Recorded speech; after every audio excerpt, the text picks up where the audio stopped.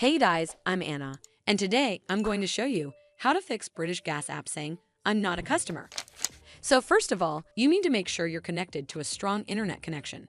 Open up Safari browser on your mobile device and then search for speed test right over here.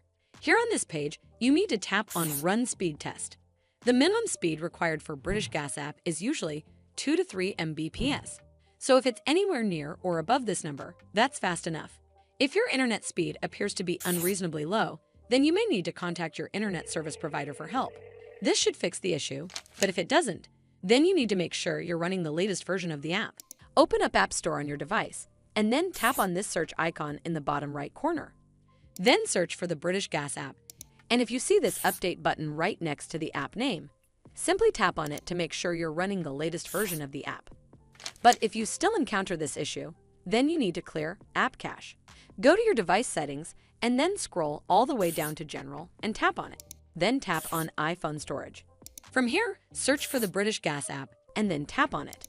Once you're on this screen, you need to tap on Offload App. Tap again to confirm.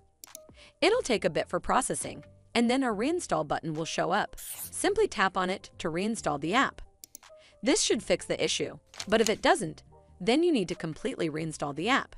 Follow the on-screen instructions to navigate all the way to the app page. Once you're on this screen, tap on Delete App to uninstall the app from your device. Once uninstalled, you need to open up App Store and then search for the British Gas app right over here in the search bar, and then click on this Get button to install it back on your device. Well, that's how you fix British Gas app saying, "I'm not a customer." I hope you found this video helpful, and if you did, make sure you give it a thumbs up to see more videos like this, and don't forget to hit that subscribe button. We'll see you in the next one.